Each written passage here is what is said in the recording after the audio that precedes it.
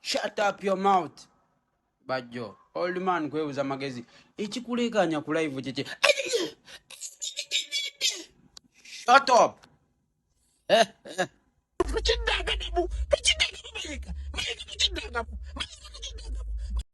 Tambuza ka video katoke kukawarata waikibenda. Waikibenda oli musajja mukulu. Ogenda myaka 45. Nze ndi mwana muto. Wadde nkusinga bye nkusinga. Bami ndabo olafuuba n'okufuna erinnya. Buli kyokola nkulaba ogezaako oli mukulafuuba n'ofuna erinnya. Erinnya lyagaana waikibenda. Nina ensonga zange 5 lwaki sigenda kuvuma. Ensonga esooka tozitowa. Toli muyimbi, toli munakatemba, toyina kintu kyoyogerako ne kizito. Era nakoze ensobi. Soka ddayo kwetondera abantu mwenna. Owedde abannenya okwogera okuvuma waikibenda okumuddamu. Nabadde nkaddamu kategere nti sikayimbi kaako nakakupa. Era mwena waga nti bajonziramu buli omu. Ekyanzizamu kawaikibenda kabadde nga kanvuma ku mawulire nkagala kafuna ekyo kinakawadde. Mayina baga nti buli mugwagwa ngenda muwe emmere ye. Naye kati mpeddemu amaanyi ndaba tekalina buvumo. Obuvumo kasonda busonde. Kateekayo kapa. Kateekayo mbizi. Ze bajja okuvuma embizi oba ompadde kitiibwa. Kakati ng'ovuma bajja embizi nti oba omuvumye. Mbo kafunayo ku bivumo ebisikiriza. Ate zisobola kwononerako bivumo kubanga tekalinga big guy. Tekazitola kutuka mu hafu ya big guy. Tekawera muntu mulamba. Katundu kakota. Bw'oba mbizi gy'otadde waikibenda oli kota ya mbizi. Oli kota ya mbizi ate ng'erimu amagumba. Naye kati nawo naffe banaye n'ebivumo byalaba. Sobola kwona bivumo byange mubiteeka kwa waikibenda. Oba kale obuyimbi mwenna mwesonde mbakube mulengo. Nze nzigwamu amaanyi. Kati nze nziremu kakota k'embizi erimu amagumba. Nkuwadde example oba kilo nga bakupimira mu kilo waikibenda. Oli mu kota ate big eye awera kilo. Kubanga big eye creating kibaita public talkability. Negwe toyina music. Toyina chokwatako nekirala mukisa. Nagambye oliko ekisiraani. Nibootula mu kolabo ya muntu efa. Toyina lulimba lobala. Wayimba obangayi na walaba lwagaana. Kakati ze banaye munsasire ko bannayuganda. Bamama mwena bangoberera.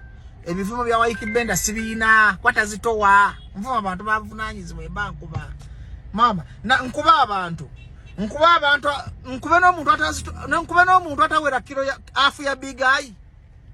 Waikibenda utalo abantu baluzize. Balabe nga teruzitowa. Zo omuntu okuziramu ekintu nekikola olina okuba nga ozitowa nga bajje kuba zitowa. Ito zitowa. Otekayo ebintu ku page music yagaana. Kati osobola okusanga serious artist ngaddamu ebyokola. Level yo ya gravity omutujju. Mwenanga bwe mwasiraana ensibo yabalema. Mwenanga bwe mwakona. Ate gravity akusinga kuba gravity ata asanyusa abantu basanzeewo. Nego obuzibu. N'okusanyusa tosanyusa kuba tolina ddoboozi tuufu lyoyimba. Era okunjogezanga akanyenye enkole gyo by'osobola weezudde. Ekimanya ndi promoter w'amaanyi na ku promote nze paka mu level gy'osobola ey'okunyeeya abantu ng'obunyenye enkole. They are performed well than your music. Era olina okunebaza. Mulwadde baga nti Bajjo si promoter. I promoted waikibenda into his real career. Ey'okugegenya abantu ebyo bisobola. Ne obanga ina bakwana olimba lwaita obanga ina lwakulema okufula hit. Naye ngo nyande hit yakuba. Jaji ensinensi juuliriza. Bannange mwabagala mbavume ko mwesonda abayimbi be Uganda mwereko kale 10. Ate nga muli baamanya nga muvumika ne banaye. Zino kota z'embizi ezirimu amagumba ziwaikibenda zisobola. Ziraba ngenda okutemesa ennyama ntemesa hafu oba kilo omuntu omu. Kakati ate nvume omuntu ataweza hafu ya mbi kota hafu ya kintu. Oba okuvuma waikibenda omala gavumamu big eye. Gomanye kubanga totuuka kitundu kya big eye. Ebeera anisaloti bajja okuddamu waikibenda. Naye sometimes zino kikola n'okuwa emmere y'okuba oli kagwagwa. Omanye engeri gy'otunula mu kamera ng'olinga bano abakola mu mochale. N'olowooza nti oli wanjawulo ate nga tolina ky'oli. Both musically ne publicly. Kuba kati njagala mbuuzemu bonna batugoberera. Gwe tawulira nsonyi nga ddala Bajja yono n'ebivumo bye eby'ebbeeyi nga biteeka ku waikibenda. Bw'oba oyagala linnya ndikuwadde kati nkwogerako waikibenda nkwogeddeko nkodde ne ka video. Naye tosubira mbu nja kuvuma ebintu ebiri awo kuba tozitowa.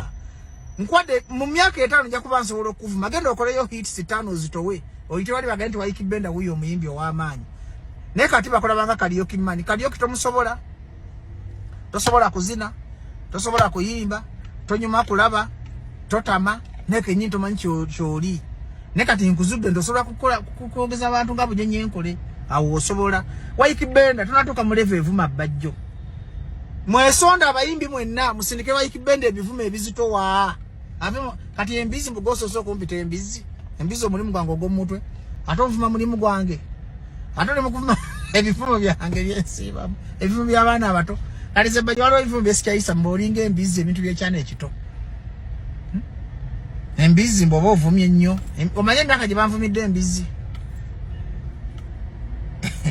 jankutendeke nkuyigiriza ovuma kuba nakusabula tozitowa era bajega nebajjo yagudde kati biki bino ndaba kagundi kikavuma akakupa akakona lwaki akavuma waikibenda sola kuvuma ikivuma na kimu sisobola amazima ga Katonda aga Katonda mugulu sisobola pozi nga mwegase kusonda sondo obuyimbi muwere nkube I want to beat a bunch of artists nekati gwe kenyito oli muyimbi ezo manzira munzira mbaka milioni ba Bebe Kulu ba Bobby Wine ba Juliana abazito wamu nekati gwe waiki musajja watu waiki no waiki bwenda ko genda wetunule mu mina tanti ndi mubi genda wetunule okuva kawala ata wano naone enkoto olabe ogambe ne musajja mutufu yaganya okunziramu bato abantu bajize teriwo ekyajiziza ku bato zitowa ensera banga bato teriwo waiki jo yagala tekiyimba kibanga imbo akoze ekiyimba tekiyimba anacho bonobo yimba ovumbera ngo obunyenye enkule era kyo kijja kutambula oyina okuteddo bozi ne ligazuwa bangambe walanye enkoge ne ntuntunu ngoli muto ne zikoze omumiro kati akalobozi kalinga akange wakulya nyo ku ntuntunu ne enkoge no sitamedde okoli kati akalobozi tekaisa bulungi notices ziri ngeza bakamyoni bozuulira kuba bana saha wila saha bayimba mulirwana nawandika nassa kati yete yakulya ku ntuntunu na nkogo engagwe wakulya munnaku y'amaanyi naye kukulya munnaku si kibi naye banji wakulya munnaku ate manye ennaku yokola ebintu ebiri development waikibenda you know you cannot afford him sira na appetite mu lutalo lwo banaye batenda okuvuma ne sijja kono na bivumo sijja tufuneyo ku bintu ebirala ebizitowa kati waikibenda mu bajjayo mama ambangudde that is an insult bajja okuddamu waikibenda nga muvuma